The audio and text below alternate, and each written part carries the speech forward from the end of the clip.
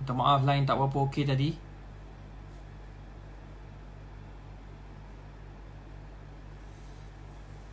Okey, dengar dah. Minta maaf tadi line tak berapa okey. Ni baru okey balik. Okey, tadi Ustaz cerita masa Ustaz nak minta cuti belajar kan. Jadi bila Ustaz punya dekan cakap kata tak payahlah belajar lagi kan. Jadi sebab apa? Sebab ia akan, orang kata apa, akan menyebabkan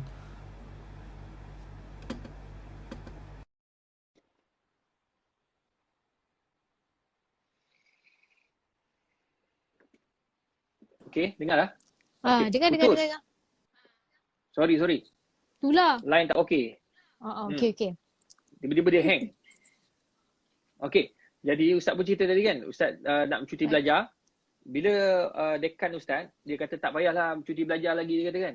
Jadi Ustaz pun cakap lah pada jemaah, kata Ustaz nak berhenti dah, Ustaz nak fokus pada belajar kan. Esoknya hari Isnin, Ustaz ada kelas dengan Datuk Dr. Harun Din.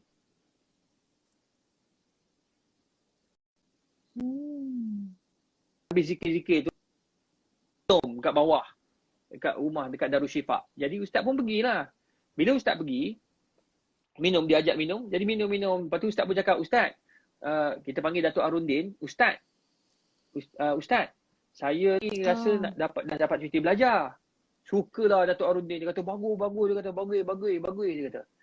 Jadi Ustaz kata, saya tak nak mengajar dah, tak nak ceramah-ceramah lagi dah, saya nak berhenti. Bila saya cakap saya tak nak ceramah tu, dia terdiam tau. Dia pun cakap kat saya. Dia kata, hang ingat Anta ingat Anta pandai, Anta berjaya sampai hari ni, siap BA, siap masters sebab Anta pandai kah? Oh, dia kata. Saya bila dia seorang profesor yang tanya kat kita, awak pandai ke? Takkan kita kata saya pandai. Kan? Takkannya saya takkan cakap saya pandai. Saya akan kata tak adalah, saya tak pandai mana, tapi kebetulan rezeki Allah Taala. Tu dia.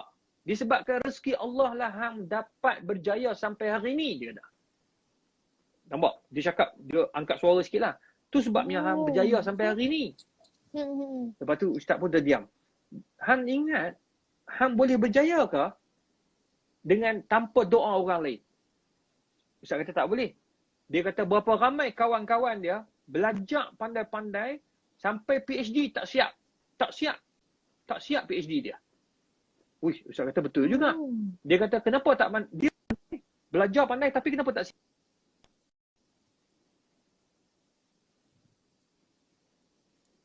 Pergi kat masjid mudahkan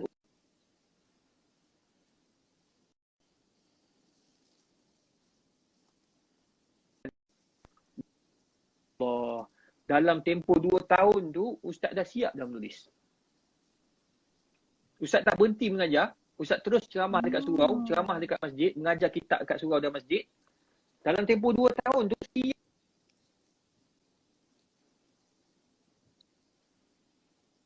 mudahnya Alhamdulillah, rupanya doa orang ramai tu penting. Itu sebab macam Nana tanya, perlu ke doa orang ramai? Sangat perlu. Sebab saya yakin dengan doa orang. Doa mak bapak, doa isteri, doa anak-anak, doa kawan-kawan, sahabat handai, jemaah-jemaah, semua tu kita kena harapkan doa mereka. Ni ada orang tanya ni. Dia kata, Ustaz, ada orang tanya. Tak dengar? Ada orang kata putus-putus. Line memang tak okey sikit, minta maaf dah banyak-banyak. Oh, sangkut-sangkut. Okey. Sekarang ada orang tanya ni, Ustaz, kalau saya tidak mampu, kalau kita tak mampu untuk menunaikan kafarah, nazar, macam mana Ustaz? Bila kita dah bernazar, contoh nazar tu mesti kena nazar benda yang baik. Bernazar benda yang baik. Jadi bila kita dah bernazar, kita tak mampu nak tunaikan, maka kita kena bayar kafarah. Bila kita bayar kafarah, maka terlepaslah kita punya tanggungjawab dengan Allah Subhanahu Wa Taala.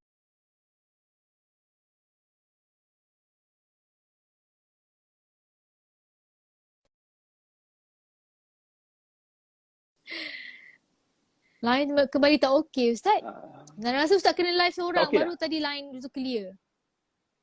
Mana ada? Tapi okey. Okey. Hmm. Ni dah Okey. okey. Tadi Dia okey. sangkut-sangkut. Okey. Sebab line semua guna kan. Jadi Betul. kita cubalah sedaya upaya, orang kata apa? Kenapa dia suruh buang iPod? iPod ni tak bahaya ke? Tak elok. Entah. I guna live Nana. Call Ustaz. Call. Ada call pula.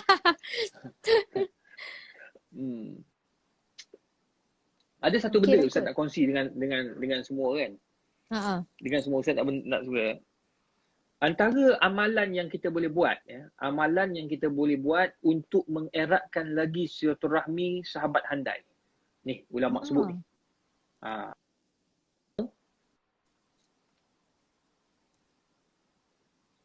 Sentiasa ahyi zakrayatul madiyah. Kena selalu ingatkan kisah-kisah silam. Jumpa orang, kita jumpa kawan-kawan kita, cerita, tanya atau peringatkan balik kisah-kisah lama. Kisah-kisah lama, zaman-zaman belajar dulu, zaman-zaman kita berkawan dulu, mula-mula berkenalan, itu akan mengeratkan silaturahmi. Akan ingat. Faham. Memang Zaman-zaman ingat. susah lah. Nombor dua, banyakkan bagi hadiah. Banyak hadiah sebab Nabi kata tahabu. Banyakkan bagi hadiah, Allah Subhanahu Wa Taala akan bagikan kasih sayang yang erat. Jadi kita bagi hadiah itu kemampuan lah. Janganlah kita bagi hadiah nak bagi yang mahal, tak semestinya. Kadang-kadang bagi barang benda mudah, simple makanan je. Ke. Betul, makanan, benda-benda yang kita akan ingat. Tu kalau tu nombor dua. Kalau kita nak bagi hubungan silaturahmi itu akan berkekalan. Nombor tiga, jangan ingatkan benda yang menyakitkan hati orang. Cakap yang benda yang kalau baik kita je tak lah. Cakap benda-benda baik. Jangan ingatkan, macam kawan kita tu pernah putus cinta dengan seseorang. Kita pergi cerita benda tu. Memanglah orang tu akan menyampah dengan kita. Kata dia ni very negatifnya dia. So jangan. Kalau macam Ustaz pula, Ustaz amalkan yang keempat, Ustaz amal sendirilah. Ustaz tak suka cerita tentang keburukan orang lain. Itu memang Ustaz tak suka. Memang pantang nenek moyang Ustaz. Ustaz tak boleh. Kalau orang bercerita tentang keburukan orang lain, contohlah kalau katakan orang nak cerita tentang keburukan Nana, Ustaz akan defend Nana habis-habis. Tu perangai Ustaz. Kalau orang bercakap tentang Datuk Dr. Muhaya, Ustaz akan cakap itu gini. Saya tidak akan bersama dengan orang yang menghina dan memburuk-burukkan orang lain. Tak baik, tak bagus. Tak ada faedah pun macam tu. Ni ada orang tanya soalan ni. Betul. Saya nak tanya Ustaz, apa hukum kalau contoh mak kita Islam, ayah bukan Islam, tapi IC kita tulis Islam dan kita anak kebanyakan ikut ayah yang sifatnya bukan Islam? Dia mudah macam ni lah. Kalau berlakunya perkahwinan ataupun kita ni lahir antara mak yang seorang Islam, seorang lagi bukan Islam. Contoh dulu diorang ni bukan Islam. Bila kita dah lahir, salah seorang daripada mereka masuk Islam, maka kita akan ikut yang Islam. Al-Islam ya'lu wa la yu'la alaihi. Kita akan ikut agama yang paling kuat dalam keluarga tu, siapa? Pastinya Islam. Dia akan ikut mak atau ayah yang Islam. Tapi apa-apa pun memang kena masuk mahkamah lah. Betul. Ini soalan orang tanya soalan. Soalan. Tu Nana tak boleh baca dia soalan, jawab. tak nampak. Nana dapat Kenapa dia dapat? Sebab tak nampak pun. Tak tahu, ya ke? tak nampak. Pulak Dia dah. Macam-macam lah. mungkin dia perlahan kot. InsyaAllah.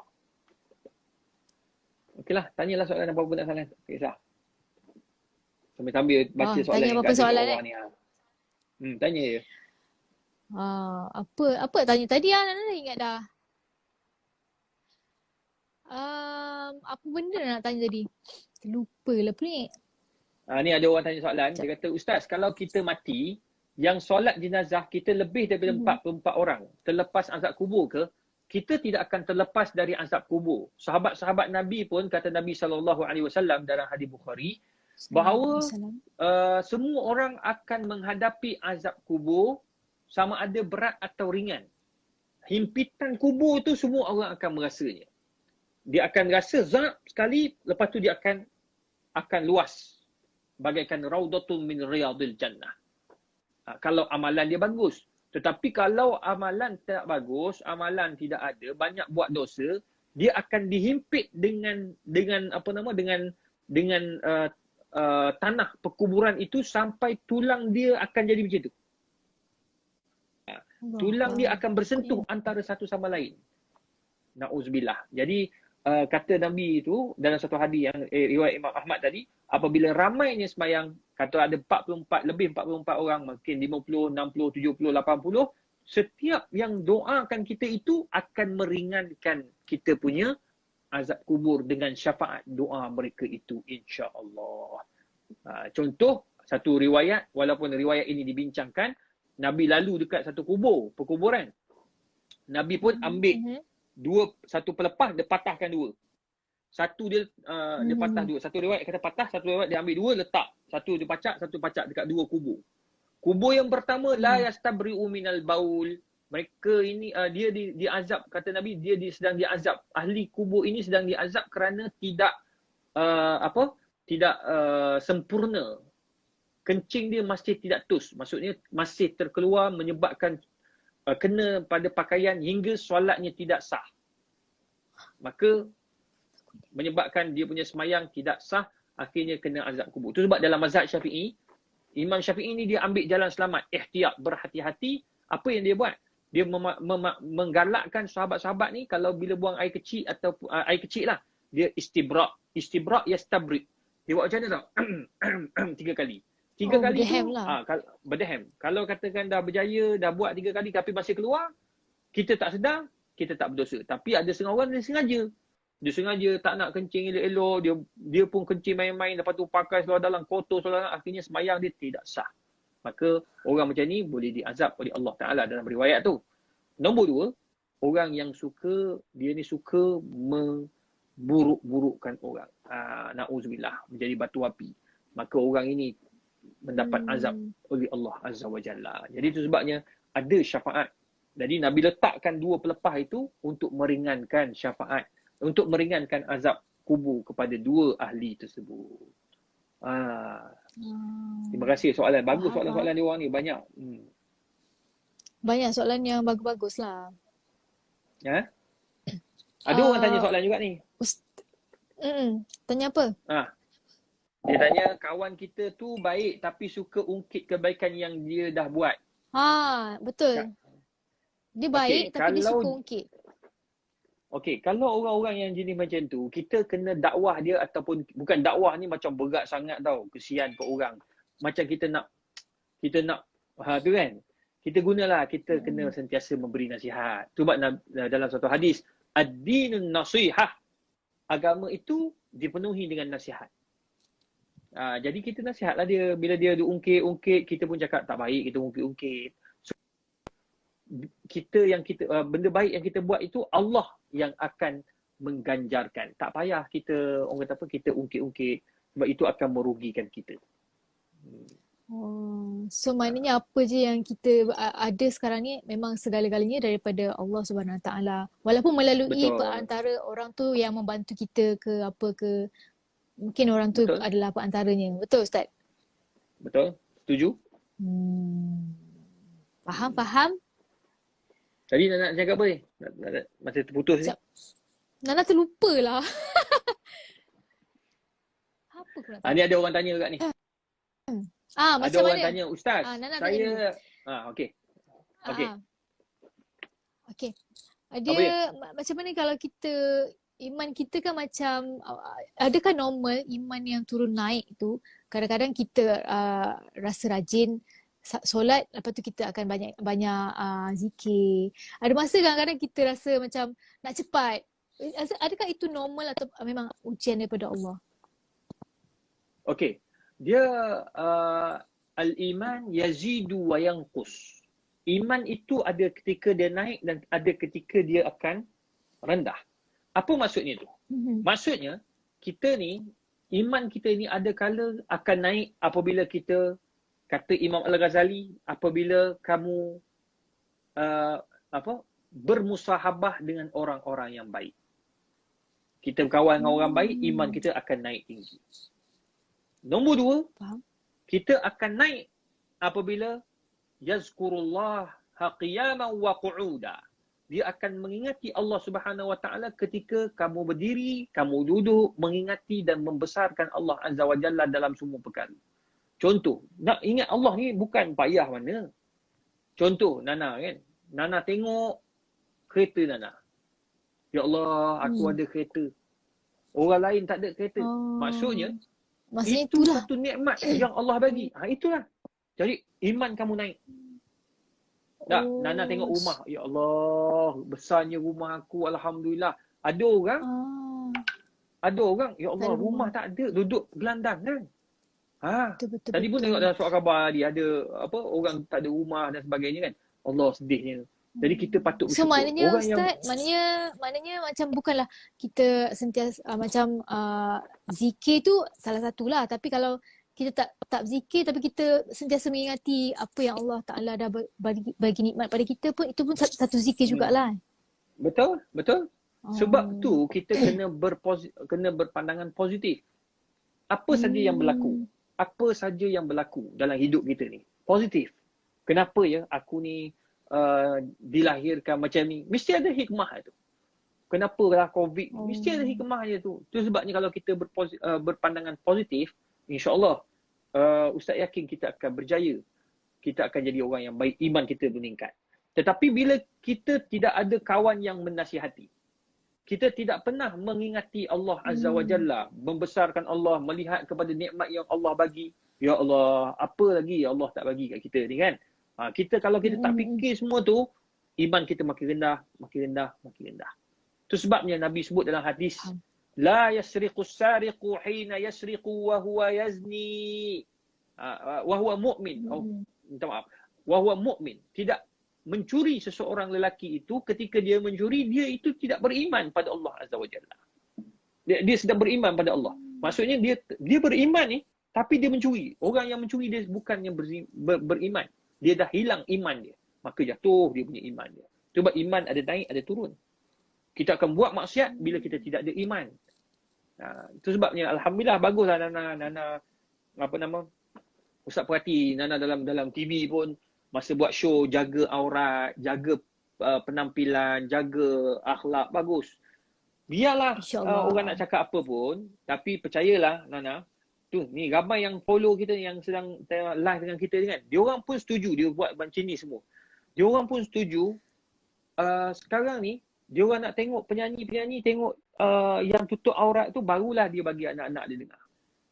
Berlakon-berlakon, tengok yang terlampau seksi-seksi, tutup TV terus. Kita tak nak bagi anak-anak tengok benda yang tak baik. Jadi insya-Allah Ustaz doakan Nana terus sukses, berjaya. Di samping menjadi seorang artis, penyanyi, jadikan juga ia sebagai medan dakwah. Amin. Nana cuba insya-Allah. Amin. InsyaAllah. Sekarang ni cuti-cuti apa lagi nak buat?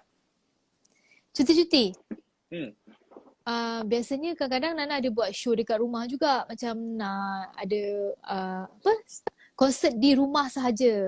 Macam tu. Nana nyanyi, lepas tu post lah dekat YouTube macam tu. Macam tu cara dia Nana ada YouTube juga lah. YouTube apa? YouTube channel. YouTube channel Nana pun ada, Siti Nordiana. Nanti boleh subscribe lah. Situ Nana selalu post. Bagus. Boleh. Kadang masak, macam tu. Masak pun ada. Alhamdulillah. Tu punca rezeki tu. InsyaAllah. Betul. Ni ada orang tanya ni, Ustaz. Pelakon yang pegang-pegang tu, lepas tu kita tengok dan mendatangkan kecaman, adakah kita berdosa atau pelakon tu berdosa? Okey, dua-dua berdosa. Pertama, orang yang berlakon, dia buat pegang-pegang, dia bercium-cium, dia berpeluk-peluk, dia pakai seksi, mereka itu berdosa kerana melakukan perkara yang dilarang oleh Allah Subhanahu Wa Taala. Manakala kita yang tengok ni pula menghina dan mencaci, kita berdosa sebab menghina, kita berdosa sebab mencaci, maka benda itu tidak dibenarkan oleh Islam. Jadi apa yang perlu kita buat? Kita kena memberi nasihat. Nasihat tu penting. WhatsApp peribadi dia kalau ada nombor. Kalau tak ada nombor, DM, direct message kepada dia melalui Instagram ke Facebook ke. Itu cara dia. Sebab Ustaz pernah letak dalam satu kata-kata dekat Instagram. Dekat Instagram Ustaz tulis apa? Orang yang baik, seorang sahabat yang baik, dia akan menasihati kita secara sir, diam-diam. Tapi kalau dia bercerita keburukan kita, dia menasihati kita dalam laman sosial, semua orang tengok, maka sebenarnya dia nak menjahanamkan kita dan memburuk-burukkan kita. Orang macam ni tidak akan mendapat rahmat Allah Subhanahu Wa Taala. Sebab Nabi suruh jaga aib orang. So kalau let's say orang yang kita nak tegur tu DM dia tak baca, WhatsApp dia tak baca, macam mana tu Ustaz? Adakah kita macam okey lah, kita dah try tapi kita kalau dah tak boleh, doakan je ke ataupun kita boleh komen dekat IG dia ke macam mana? No. Jangan sekali-kali komen dekat IG sebab itu membuka keaiban orang. Kita dah hantar DM dia, kita dah WhatsApp dia, kalau dia tak setuju, kalau dia tak baca, kita dah lepas dah tanggungjawab kita sebagai seorang apa tahu? Seorang pendakwah. Ya, seorang penyampai kebaikan. Wal takum minkum ummatun yad'una ilal khair wa ya'muruna bil ma'ruf wa yanhauna 'anil munkar. Mengajak kepada kebaikan dan meninggalkan kepada kemungkaran. Cukup. Itu dah membadai. Jadi orang kata apa? Kita buatlah yang sekadar yang termampu. Tapi jangan sekali-kali menghina dan memburuk-burukkan orang. Tidak ada faedahnya kat situ. Okey, faham. Terima kasih Nana sebab sudi bersama-sama dengan Ustaz pada malam ini. Esok hari apa esok? Esok hari Khamis. Esok insya-Allah Ustaz akan bersiaran langsung sama juga dalam Facebook dan dengan Instagram dengan Fafau. Si Fafau. Farah Fauzana. Wow. Dulu Hot FM. Salam dia Ustaz. InsyaAllah. Lepas tu orang kata apa? Hari Jumaat. Nana kena tengok tau. Ajak kawan-kawan Nana tengok juga. Sebab hari Jumaat ni seorang profesor pakar ekonomi. Yang tolong buat yang Ustaz juga sama waktu yang sama hari Jumaat bincang tentang bagaimana kita nak menghadapi zaman COVID ni. Ekonomi kita macam mana kita nak develop. Yang tak ada pendapatan apa dia orang kena buat, yang ada simpanan apa yang dia orang kena buat, yang tidak ada simpanan apa yang dia orang kena buat. Dialah antara orang yang terlibat dekat JPM sekarang ni yang duk bagi duit, yang dia antara yang tolong uruskan, tolong lakarkan berapa banyak nak bagi. Dia bantu kementerian kewangan dan juga kementerian apa Ustaz pun tak tahulah. Tapi tapi yang penting dia tu orang penting lah dalam negara ni. Profesor Tan Sri Profesor panjang sangat dia punya nama. Tan Sri Profesor Dr. Nur Azlan Ghazali. Nanti Ustaz akan InsyaAllah. Bagus tu. Nanti Ustaz bagus. Bagi tahulah. Bagi tahu kawan-kawan. Baik. Jangan lupa So, remind. Nana ada nak cakap apa-apa? Apa pun terima kasih. Terima kasih Ustaz. Terima kasih banyak. Dan sebenarnya Ustaz ni juga merupakan Nana punya sumber rujukan juga kalau Nana nak buat apa-apa. Contohnya macam Nana nak tanya pasal karier seni Nana. Ustaz banyak membantu Nana. Terima kasih banyak. Kerana sentiasa ada tanya Nana WhatsApp. Saya balas. Alhamdulillah. Terima kasih Ustaz. Nana doakan Ustaz panjang umur, dimurahkan rezeki, berjaya InsyaAllah. Sama-sama kita doa, kita minta dengan Allah, semoga Allah murahkan rezeki kita dan panjangkan umur kita insya-Allah. Amin. Bismillahirrahmanirrahim. Alhamdulillahirabbil alamin wassalatu wassalamu ala asyrafil anbiya'i wal mursalin wa ala alihi wa sahbihi ajma'in. Allahumma yassir wa la tu'assir ya arhamar rahimin. Allahumma rzuqna fahman nabiyyin wa hifzal mursalin birahmatika ya arhamar rahimin. Ya Allah, ampunilah dosa kami ya Allah, dosa kedua ibu bapa kami ya Allah, keluarga kami ya Allah, adik-beradik kami ya Allah, jiran tetangga kami ya Allah, sahabat handai kami ya Allah. Ya Allah, kau berikanlah hidayah kepada kami semua ya Allah. Ampunlah dosa kami atas dosa-dosa kami yang telah kami lakukan, Ya Allah, yang kami sedar dan juga kami tak sedar, Ya Allah. Ya Allah, ya Tuhan kami, jauhkan kami daripada segala bala penyakit, Ya Allah. Wabak yang menakutkan ini, Ya Allah. Ya Allah, ya Tuhan kami terseksa, Ya Allah, dengan ujian ini, Ya Allah. Kami takut, Ya Allah, dengan ujian ini, Ya Allah. Bagaimanalah keadaan apabila berlakunya qiyamah, Ya Allah. Hanya dengan keadaan ini saja, dengan COVID-19 ini saja, Ya Allah. Kau uji kami, Ya Allah. Satu dunia takut, Ya Allah. Satu dunia gempar, Ya Allah. Satu dunia tidak boleh buat apa-apa, Ya Allah. Ya Allah, ya Tuhan kami, Kau bantulah kami, Ya Allah. Tabahkan hati kami, Ya Allah. Sahabat-sahabat kami, Ya Allah. Yang hilang mata pencarian, Ya Allah. Yang susah, Ya Allah. Kau pemudahkanlah segala-galanya, Ya Allah. Kepada kami, Ya Allah. Khususnya negara kami, Ya Allah. Malaysia, rakyat Malaysia, Ya Allah. Kau berikanlah kekuatan kepada pemimpin-pemimpin kami, Ya Allah. Agar mereka dapat membantu rakyat dengan baik, Ya Allah. Amanah dalam kerjanya, Ya Allah. Semoga Allah memberikan kekuatan kepada mereka juga, Ya Allah, Ya mujibad da'awat. Wa sallallahu ala sayyidina Muhammad wa ala alihi wa sahbihi wa sallam. Taqabbalallahu minna wa minkum. Taqabbal ya karim. Terima kasih. Terima kasih Nana sebab sudi live dengan Ustaz. Yes. Okay, salam dekat anak. Okay, salam dekat semua lah. Ya. InsyaAllah, insyaAllah. Bye. Okay, salam dekat abang Nana sekali. Okay. Okay. Okay, Ustaz. Assalamualaikum. Saya live dulu Okay.